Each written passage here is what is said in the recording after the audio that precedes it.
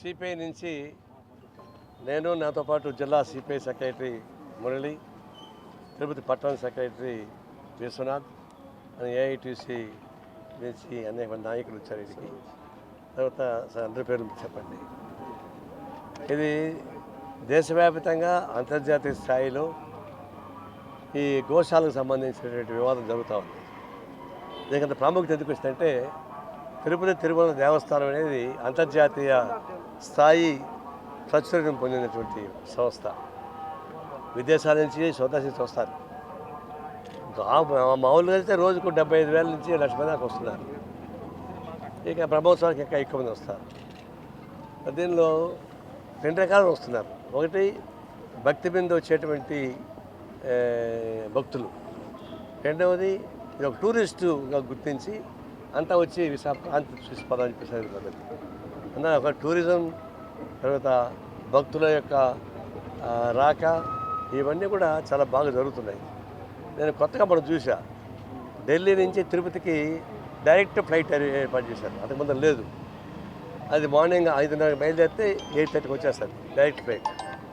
నేను దగ్గరగా చూస్తే ఆ లోపల విమానాశ్రయం లోపల పెద్ద క్యూ ఉంది. ఏంటని చూస్తే అక్కడ ఫ్లైట్ టికెట్ బోర్డింగ్ పాస్ చూపించే వాళ్ళకి దర్శనం టికెట్లు ఇస్తున్నారు.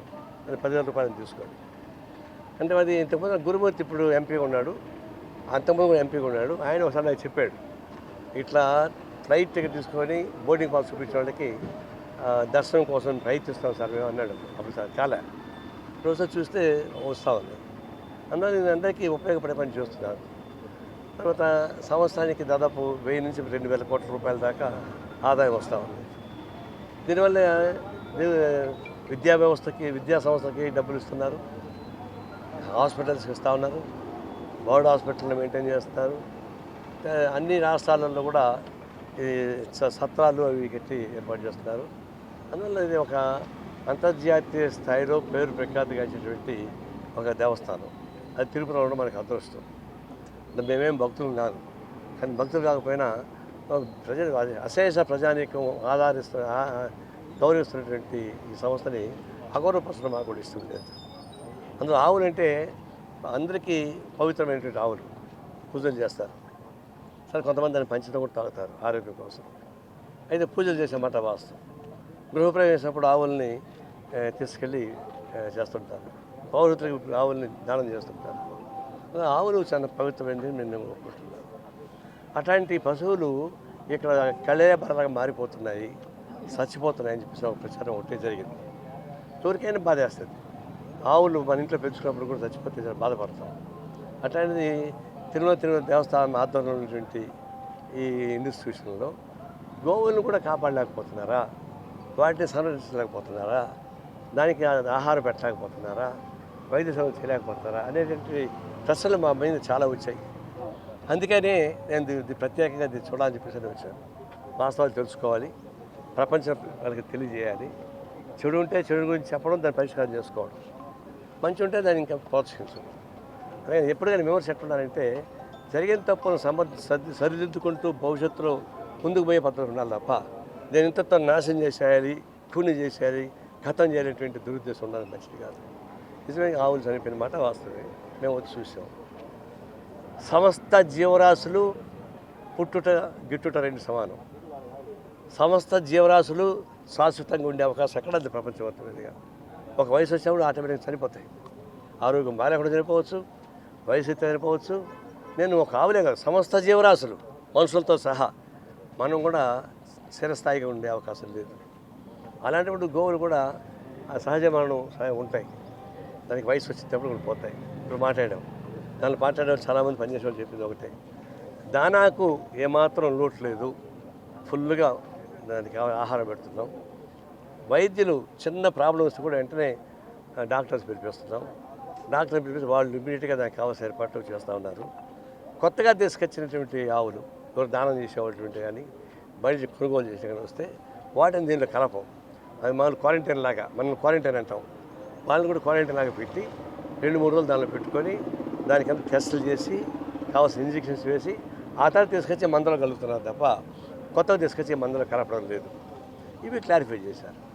అట్లాంటప్పుడు చనిపోవడం నేను అబద్ధం చెప్పడం లేదు, చనిపోయింది వాస్తవమే. కానీ అది కాలం చెల్లి వయసు మళ్ళీ అది చనిపోవడమా, లేకపోతే నేను తీటీ యాజమాన్యమే దానికి ఫుడ్ పెట్టకుండా, ఆరోగ్యం చూడకుండా, దానికి ఏం మందులు పెట్టకుండా చంపేయడమా? అంటే ఎక్కడ పరిశీలించినా ఆహార కొరత లేదు, ఇంకా మిగులుతున్నాయి తప్ప. వైద్యం డాక్టర్లు ఇక్కడ అందుబాటులో ఉన్నారు, వెంటనే వాళ్ళు రిపోర్ట్ పంపించి కావాల్సిన ఏర్పాటు చేస్తున్నారు. కొత్త వాటిని తీసుకొచ్చి దీన్ని కలపడం లేదు, క్వారంటైన్ పెట్టే ఎక్కువ చేస్తున్నారు. మరి ఇన్ని జాగ్రత్తలు తీసుకున్నప్పుడు సహజంగా చనిపోయిన దాన్ని ఇది అసహజంగా దాన్ని చిత్రీకరించి చెప్పడం అంటే చెప్పినా ఇక్కడి నుంచి అంతర్జాతీయ స్థాయిలో పోతాయి వార్తలు. ఎందుకంటే మనం నా ప్రత్యేకత వల్లనో విమర్శించడం ప్రత్యేకత వల్ల కాదు, దేవస్థానానికే ప్రత్యేకత, అంతర్జాతీయ స్థాయిలో ప్రాముఖ్యత కలిగిన సంస్థ ఏం జరిగినా పోతుంది. దీన్ని ఇంకా పిలిగ్రిమ్లు పెరిగేట్టు చూసుకోవాలా, యాత్రికులు వచ్చేట్టు చూసుకోవాలా, టూరిస్టులు వచ్చేట్టు చూసుకోవాలా, వాళ్ళకైనా సౌకర్యం లేకపోతే బాగా చూసుకోవాలి తప్ప మనం ఈ విధంగా విసర్జన చల్లడం ద్వారా చాలామంది రాకుండా ఎగ్గొడతారు, భయపడతారు. పశువులను చూసుకున్న వాళ్ళు మనల్ని చూసుకుంటారని చెప్పేసి అంటే ఒక బ్యాడ్ ఒపీనియన్ వస్తుంది.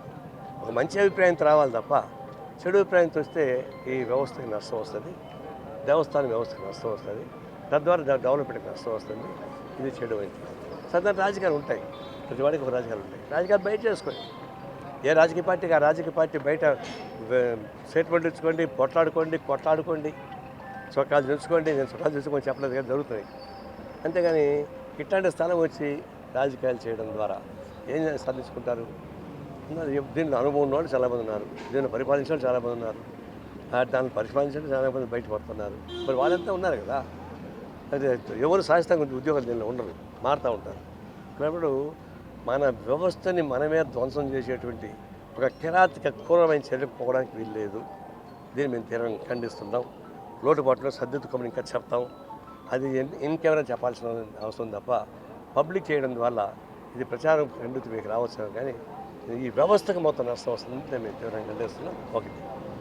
రెండు, వాస్తవ పరిస్థితి వర్కర్స్ టైం స్కేల్ ఇస్తారు. వాళ్ళకి టైం స్కేల్ ఇచ్చినప్పుడు వాళ్ళు చేసేంత 18,000 ఇస్తారు, 20,000 ఇస్తున్నారు. అవుట్ సోర్సింగ్ పెట్టారు, వాళ్ళకి 18,000 ఇస్తారు. అంటే ఇప్పుడు దేవస్థానం లాంటి చోట కూడా మినిమం వేజ్ చేయకుండా పోతే ఏమి న్యాయం జరుగుతుంది? వాళ్ళకి టైం స్కేల్తో పాటు మినిమం వేజ్ ఇవ్వాలి. వాళ్ళకి ఏమి పిఎఫ్ ఏమి లేవు. రిటైర్మెంట్ అప్పుడు ఆటోమేటిక్గా వాళ్ళు వెళ్ళిపోవాల్సిన వాళ్ళకి ఒక పైసా కూడా ఇయ్యరు.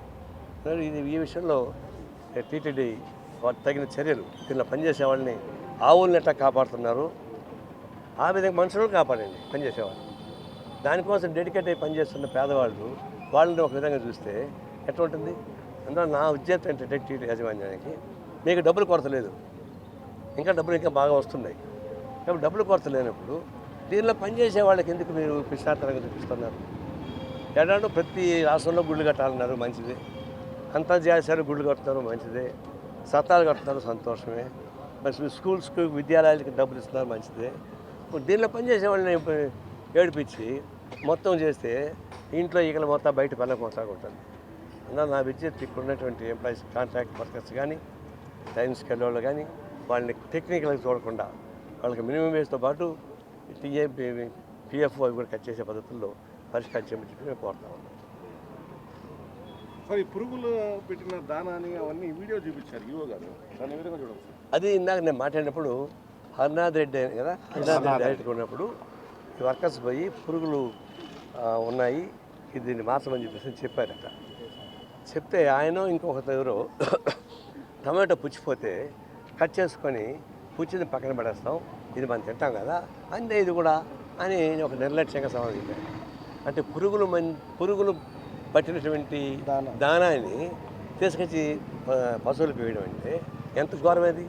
దాన్ని పవిత్రంగా గోవుల్ని పవిత్రంగా చూసుకునేటువంటి వ్యవస్థలో అట్లాంటి అన్యాయం చేయడం మంచిది కాదు. అందువల్లనే ఆహారంలో కలిసి ఉండకూడదు. తర్వాత వర్కర్స్ చెప్పిన తర్వాత కూడా నిర్లక్ష్యం చేయడం ఏంటంటే చాలా ఘోరం. అట్లాంటి అధికారులని వాళ్ళకి తీవ్రమైన పనిష్మెంట్ ఇవ్వాలి.